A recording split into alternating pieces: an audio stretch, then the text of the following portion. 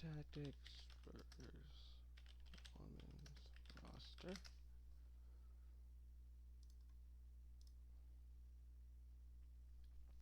Okay, welcome to FM Tactics Theory. I want to figure a couple of things out on my end since I haven't really used Twitch or the streaming services of it yet outside of the last time I tested it.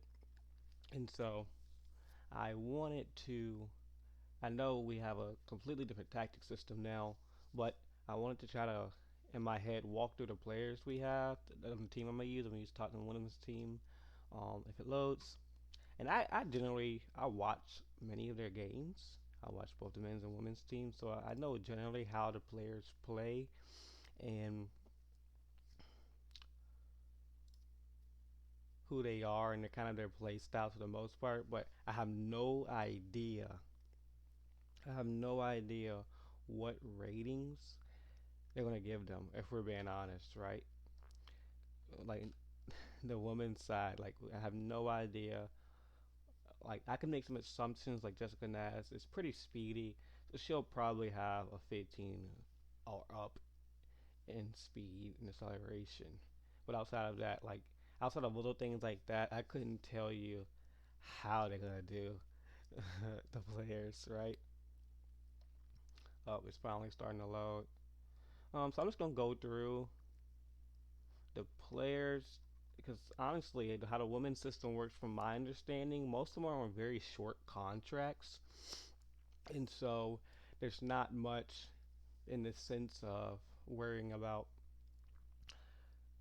Unlike like in the men's side where everybody has long contracts and you gotta wait to pay them out. It definitely you can't get rid of them. You're trying to get rid of them and you can't. The women's side is kind of the exact opposite. There's a lot of people move on freeze because their contracts are so short, usually like a year or less, right? For a season at a time. And so I wonder how the game is gonna do with longer contracts. And actually, if like we was a Chelsea model where you get 10-year contracts for the women's side, that'd be like a 3 or 4 year, right? And so doing that and then selling off, like I really wonder how that's gonna play out. But I'm gonna go through the players, what I think they're good at, who I'm probably gonna try to sell out the gate, get rid of, loan, blah blah blah blah, and then how I kind of want to set up. Just thinking about based off who I'm looking at and what I have. And so if I just quickly go through, let's cop very like ball playing keeper. She's actually new to the team. I think this is her first season. Good shot stopper. I think her stats will be fairly decent. I think she's really young. I think do we have one more goalie? Elena Heaps is super young also. Probably a loan move, depending on if they have a third choice keeper in the U19. Charlotte Grant is a right back, left back, can play both sides. I'm pretty sure. Um, More of a wing back, can play the ball a little bit, can tackle a little bit. I don't think she has like any specific area that really stands out. Ella Morse is super young. Going to be really, really low rated out the gate, probably a 2 star, if not lower, with like a midish potential. So that's probably easy loan. Amy James Turner, oof, can't remember, but that's probably a sale. If I can't remember, it's probably going to be a sale. For being honest, same thing with Molly. Molly, I can remember, but her play style is just not to my liking, and so she will be gone. On the ball, at least she's a defender. Same thing with Jamie. I probably should say their positions, defenders. They're gonna be gone. Amanda Nilden is a left back, right back with a little bit of pace, can dribble, and so she'll be an easy keep. Like probably her and Charlotte will probably be the starting left back, right back pair. Jessica Naz is fast, but work rate in real life at least is garbage. And so I'm really interested to see what they do work rate raz for her. Because if it's low, she has to go. Like no shot. And probably can get a pretty nice chunk of change for her too. Beth England, the captain, striker. They've been playing her kind of like on a 10 role because the new striker is honestly better than her and she's kind of old. And so she will probably I'll have to get rid of her. Like I just in the sake of trying to transform the team, the money I can probably get for her will probably be really really nice chunk of change again. She's gonna have to go. Mighty is someone they brought in. I believe she played for was it Madrid? Yeah, I believe they got her from Madrid. Real Madrid. She is very much that Spanish type of technical player. Right place, right time, midfielder. Always making the right pass. That's gonna be an easy keep. Olivia Holtz, the new striker, is on fire in real life. Really good work rate, high pressing. That's how they playing right now, which is but can find the goal. Like she's an easy keep. Josephine doesn't play much actually in real life. Another defender. Um, I have to wait and see what her stats are, because if her stats are decent, then it's a keep. But if not, we just gonna cash in. Matilda's very young, very creative, that dynamo type of player. They've been playing her off the left mid or right mid in real life, which she initially started as center mid when they first signed her, but very young. Probably will have very high potential, and it's gonna have probably like a nice flair. She'll probably have a higher flair trait in dribbling and just a bad person that can beat the man on the outside. Claire Hunt, I believe, is another center back, the starting center back, one of the starting center backs. I'm sorry, I got that backwards. Olivia Holt is playing as a 10 right now. She is a striker, but we're playing her as a 10 in real life, and yeah, she's on fire. She's like, all the creativity right now is going through her, and this is like my problem with Beth England playing the 10, because when you get her on the bench and she's actually every time she comes on the field she's cooking, we got a problem, right? Claire Hunt again, center back, is just in the right place for the most part. Isn't too fast, but isn't that slow, so she can keep her on the field. We'll see. Kit gonna have to go. I already know her pace stat. More of a physical dribbling type player, but not much pace. I already know her pace stat can be super low, which is fine. And depending on her creativity and her passing stats, because she's a 10, she might have to go. We'll have to see though. Martha is an aged out striker. Like if we keep her, it's because she's second, third choice, just in case we have injuries. So Lena's another super young. They have a lot of strikers, and I'm looking at this roster. I'm like, why? Lena's a striker, really young, high pace, um, decent. Probably have decent potential again. That's one thing Spurs do well on both sides. They just sign players who have potential. Some of them don't work out, some of them do, right? But again, high pace. We'll see the potential. 'Cause I think that's going to be a bigger one on keeping her or not, because it's one of the youngest players in the team, and I think she'll be a nice second striker or a nice switch up, because our starting striker is going to be Katinka. She's an absolute monster when it comes to like attack positioning and just finishing. She can finish, right, and her work rate's really good. So this will be the starting striker. Like I'm not gonna have any problems with the forward line out the gate. I'm probably just gonna try to revamp the midfield. I think that's what his team is kind of lacking. And so Katinka is going to be a starter, and Lena will probably the number two, with Martha Thomas as number three for the forward position. Olga is a midfielder, actually a really good one, a pretty decent one. I think her technical ability lets her down a little bit, but work rate rise, defensively, positioning, she's actually really really good. Luna Buller, when she's not injured, which is kind of the problem, and that's another thing. Who knows how injury prone some of these players are going to be? If it's anything like the men's side, I'm gonna have to be selling quick. This you gotta go. Yeah, Buller, great center back, very physical, can put a tackle in really well. Pace wise is about average, so we'll see how her stats come up to be. But whew, we will see. Drew Spence gonna have to go. Um, a very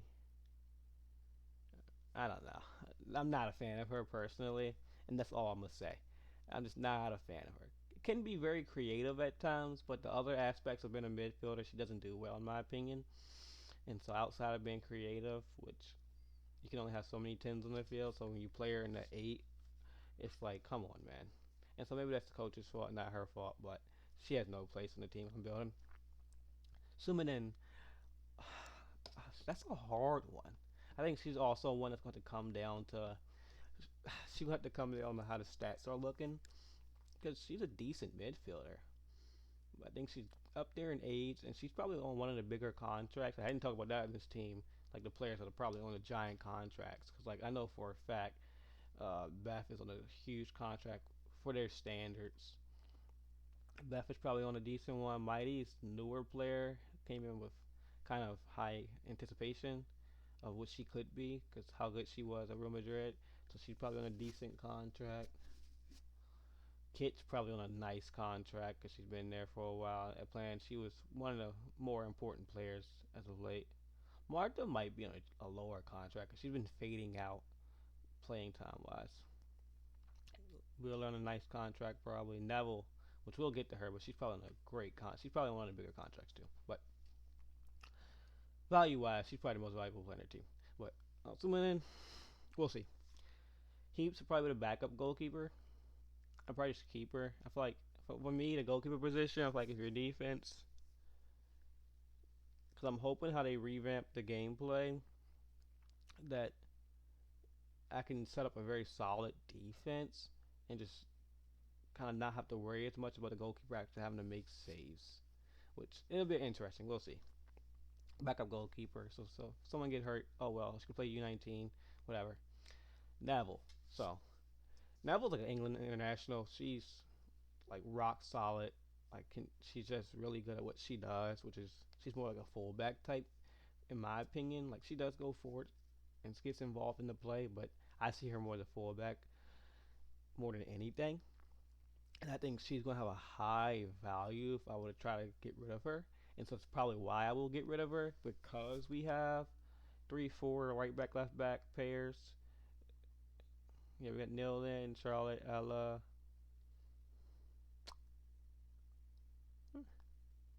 3, maybe. I'm gonna have to get rid of her. I'm gonna have to get rid of her just because of the money value she provides to the team. And so she's gone. She's gone. All right, Dennis is another forward. Okay, it's kind of ridiculous. She's gonna be loaned, if not sold. Like she's really young, but how many forwards do you need? Goodness grief! And then Toka's the newest center back, a ball playing center back. She has great anticipation. For the women's side of the game, she has decent size too, height wise. But yeah, great anticipation, good tackler, good passer. She's always like in the right spot, and I think she's also fairly young, so great ability for her age. I think she's also just a backup. Just a backup. She'll be that second string lineup we have. And then Siki, who they loaned to, who did they loan her to? I cannot remember. Is it West Ham? What's it gonna say? Screw me.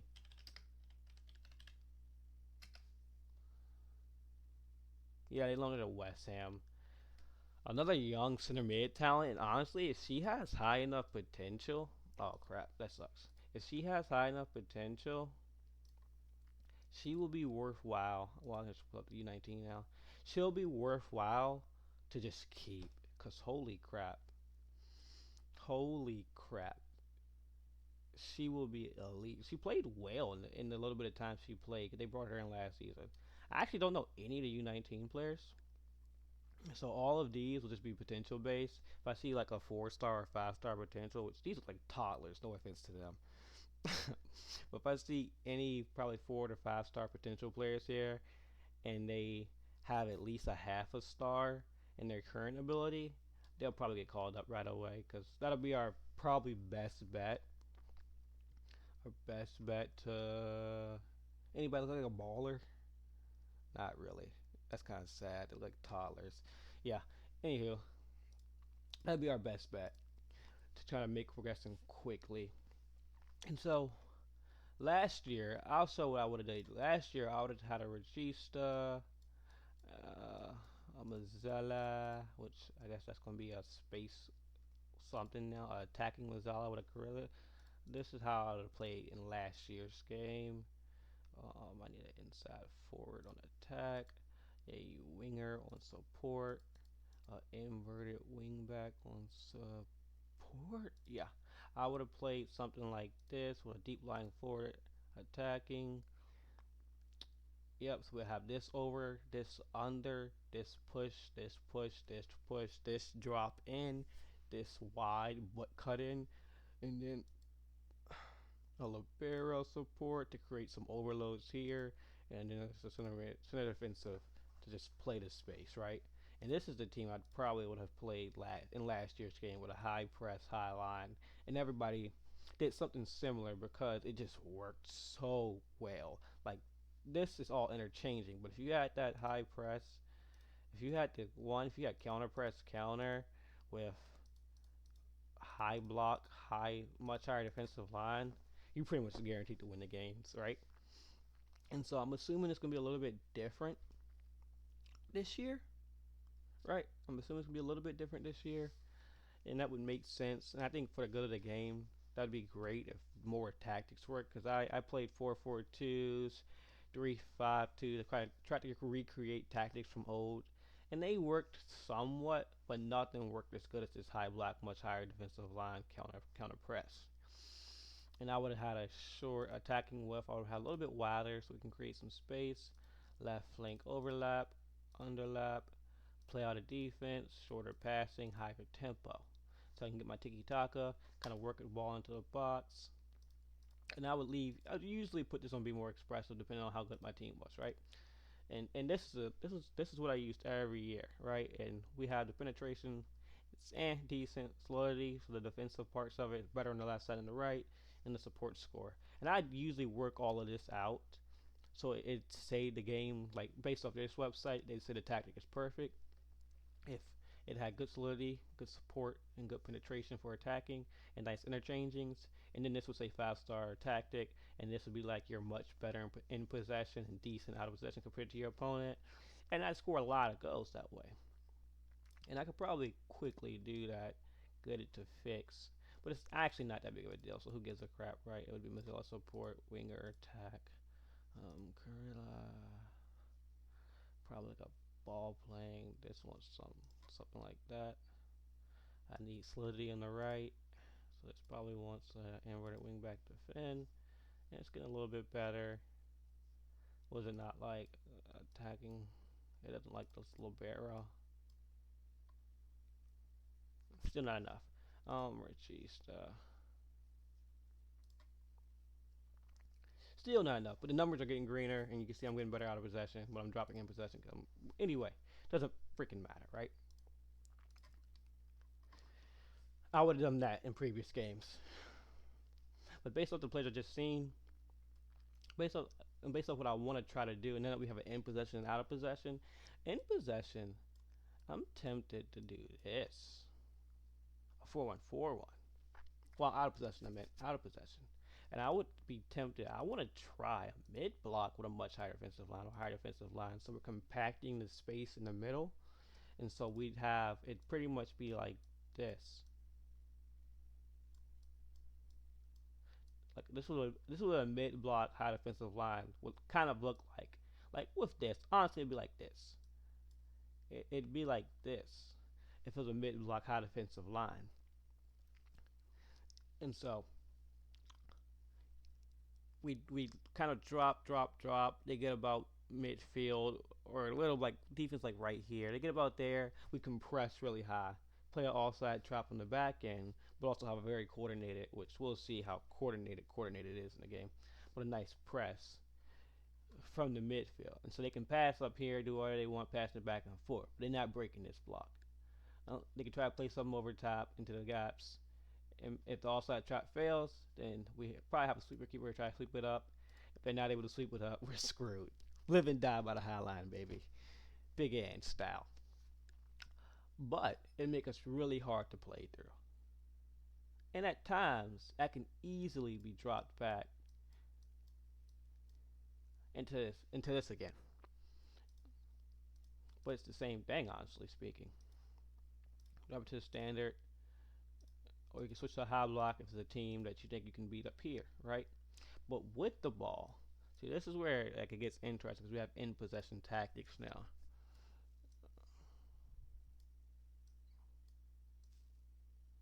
And see, this is the question. I think with the ball,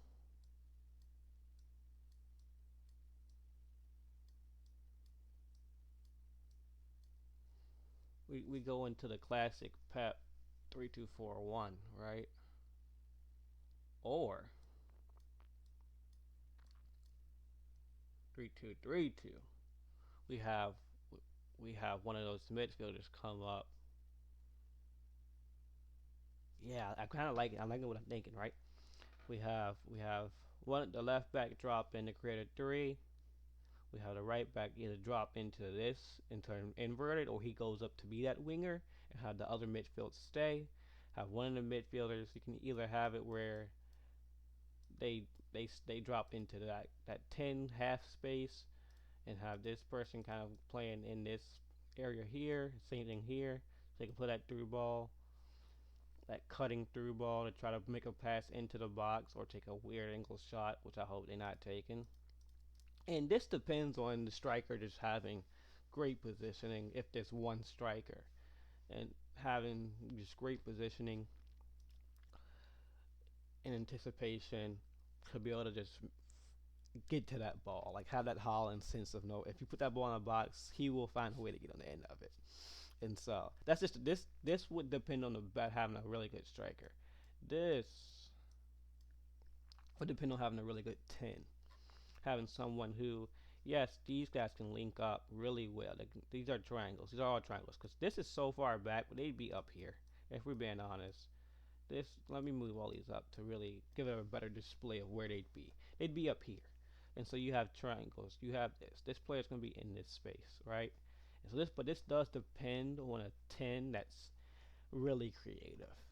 If you having just the two strikers, which is great because they're pushing against the defensive line, so they're creating space, and it makes it easier to put one into the box if you have to cross it. So if you're dominating possession, like this is probably a way to go because you got two players in the box and maybe three. That if it gets wide enough to where one of these midfielders can run in or this 10 can run in, right? If it gets that wide, or they can run in to the opposite side, they can close into the back side of that post as they come in, so you're overloading the box.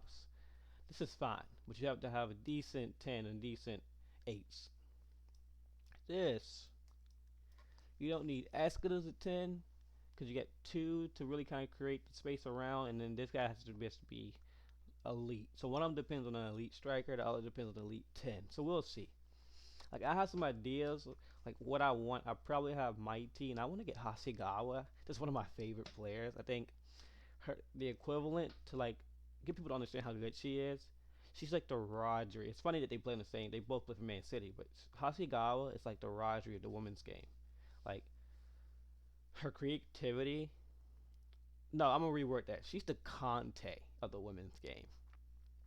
Like her ability to break up play and to anticipate is unreal.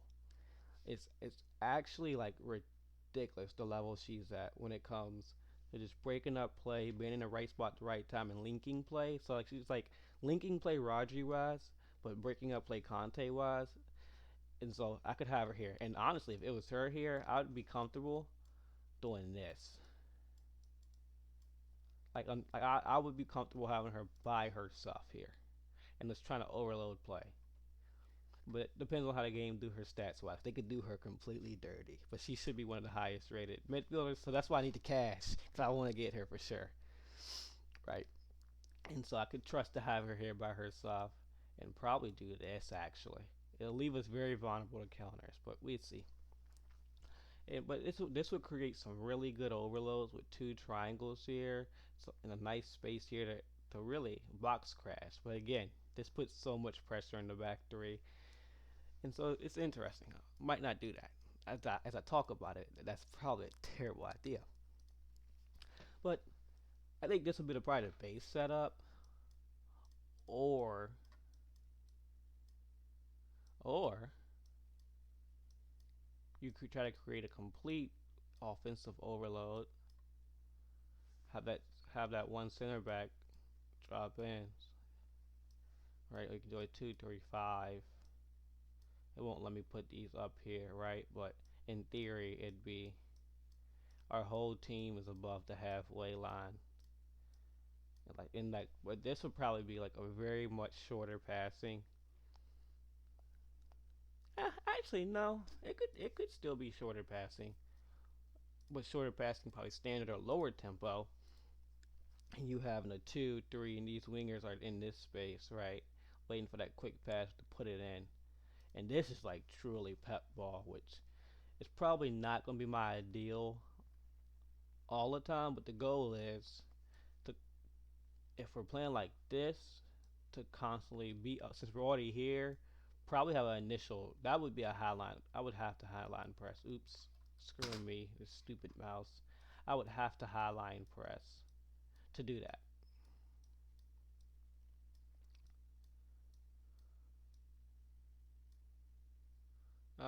What am I missing? Two, 235. Yeah, 235. Oh yeah.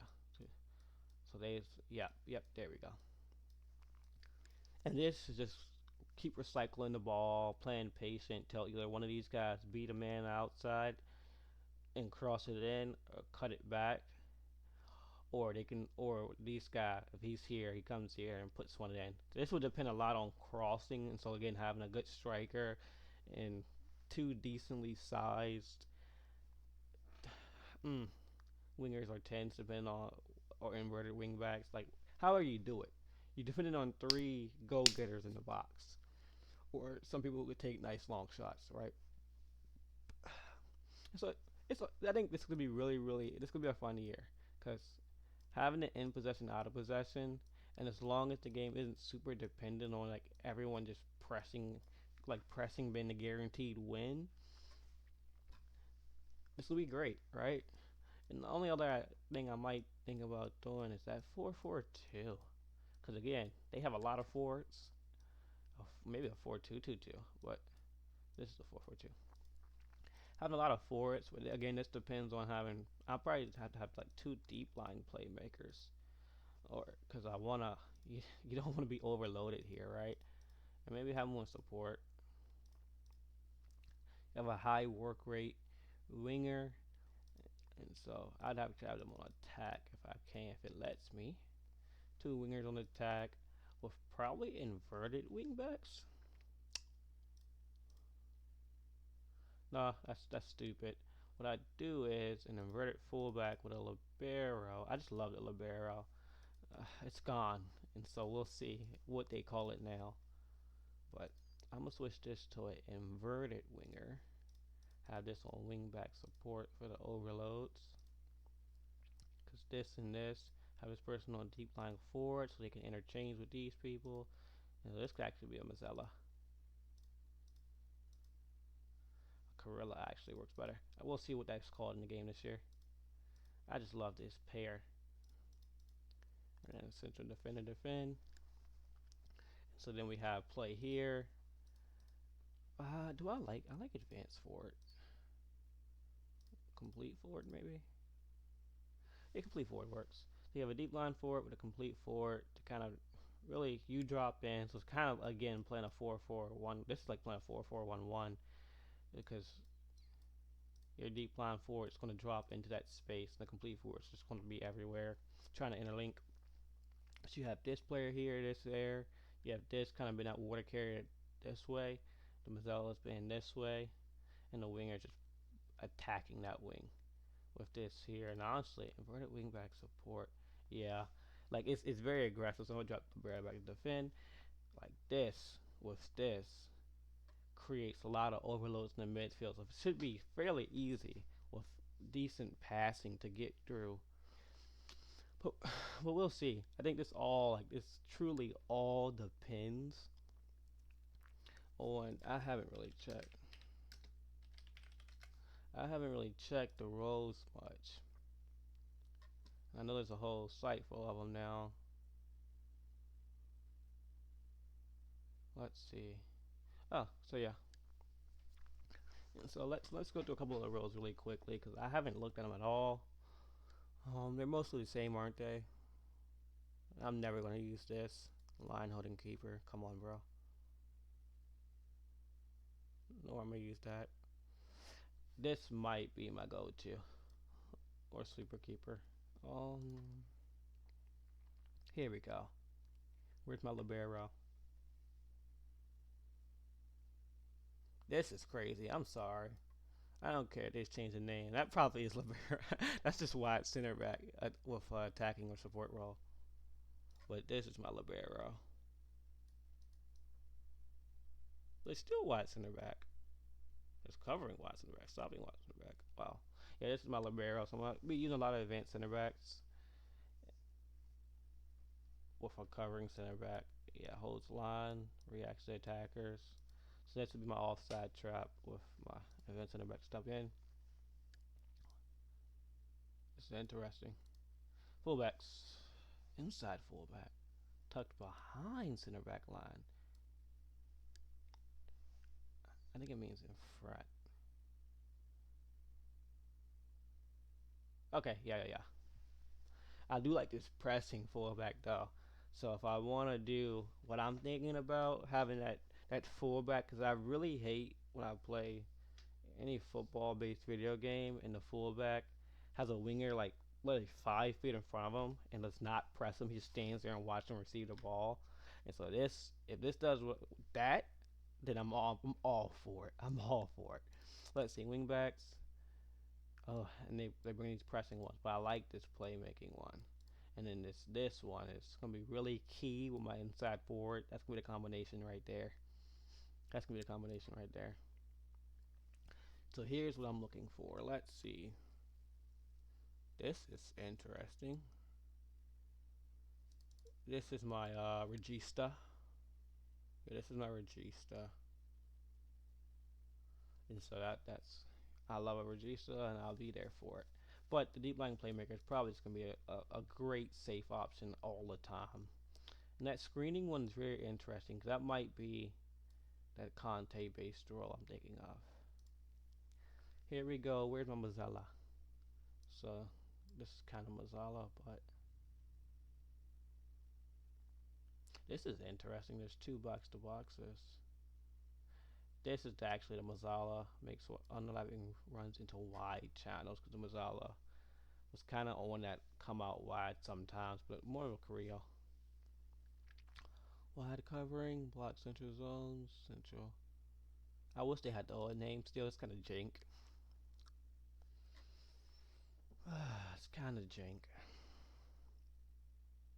But this is actually really interesting for that overload I was talking about in this area. The midfield playmaker switches to attacking mid role. Okay, the box to box is the roaming. Okay. Wide midfield. This is pretty cool. These ones. This one. This this is a John McGinn. They step in. They're really much third midfielder and not a wide player, and you have that space for the wingback to push up and take in. So you get really nice overloads. Uh, Man, I hate using left mids and right mids because the roles kind of suck. No offense. You either play defense or you don't play defense. You play deep, or you play wide, or you play in. We'll see how they play out. Let's see. This is interesting. I feel like you don't get this in many games. Attacking mid who defends. That's interesting. I do like the introduction of free roll. Roams creatively, and disrupts shape. They just like free roll, do whatever you want. Like I feel like that's like one of the roles you built the team around. Like last year you had a cam. Like I did Joe Bellingham. I built Sunderland. I rebuilt Sunderland just completely around him. Screw everybody else, and had him in the 10. And like this is that type of role. This is also interesting. So if you don't really have, this would be really interesting because if you don't have the fullbacks coming up, there should be space out there. If you have inside forwards and he could take that space. Yeah, I'm probably not going to use this much. But yeah, probably just be an advanced playmaker and attacking midfielder. Probably the nice go-tos again. And free rolls can be very interesting. Wingers. Let's see. Half space winger. Ooh. That's sexy. That's sexy. A half space winger moves inward with the overlapping inwards with the overlapping fullbacks. So that's really how you can create your. That's the inside. Well, it's inside forward still. So I guess this stays wide and then cuts inside, but this goes into that space. Like this is gonna be a very beautiful roll. That's gonna be a very beautiful roll. Inverting outlet. stays high, moves inwards for counters. Hmm. And this just has more central movement because he just stand in space. Now, this is going to be a very beautiful role to progress the ball because they come in and just come in just a tiny bit and that winger overlaps. Yeah, yeah. Striker roles. Okay, we got a lot now. Let's see. So half space forward. I'm. I don't know if I'm gonna like that much. Definitely, I feel like half space forward might be one of those roles. We had a lot of roles last year that overlapped too much with other position roles. They would just stand in the space together and like be completely useless. And so this one will be. I probably never use. Probably won't use second striker much. But channel for it, I think it's a little bit different from half space for it. Because this, in my mind, this is someone like when Holland makes those runs, like he's playing the backside of that center back. He makes that undercutting run into the channel to get the ball to receive and turn, like to score it at not a hard angle, but an angle that most people not scoring at consistently. That's the Holland like run in my head. So we'll see. I think central forward again. It's gonna be a great one. Where's the advance for it?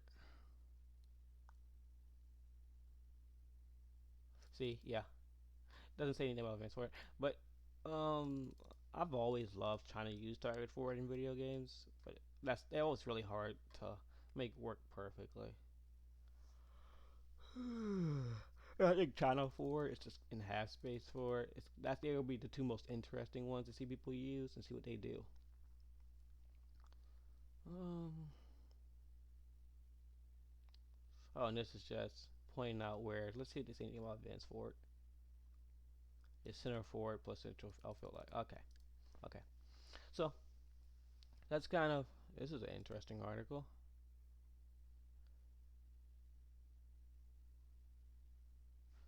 Yeah, and see, this is like what we're talking about. And it suggests some. Okay, like we're having those two. So how can you quickly go from out of possession to in possession while keeping a similar structure so you're not containing everything completely, but also making slight adjustments like in this defensively it's 4-1-4-1, and then with the ball they just play really high on those. They play as wingers, which I think is going to be. This is why this is very cool because if you think about it, like how I don't like using the wide midfield rows, I don't have to offensively because I can just use winger roles. It's great. It's great. It's honestly, it's great. It's a great change. But game comes out 5 days, man. We're so close. We're so close. Really excited. I think I'm off that day. If I'm not off, I'm gonna need to be off. So that's probably the next time I stream, make any content, is the day the beta comes out. Hopefully, we'll be playing. I wonder has Steam. No, still says November 4th on here. Yeah, this is huge too. But still says November 4th on Steam. They haven't updated theirs yet. But very excited. Um, can't wait. We're gonna do some really. I think we're gonna have some. We're gonna have a lot of fun. I think we're gonna be able to do some really cool things with tactics. FM Tactics Theory. I'll see y'all when the game comes out.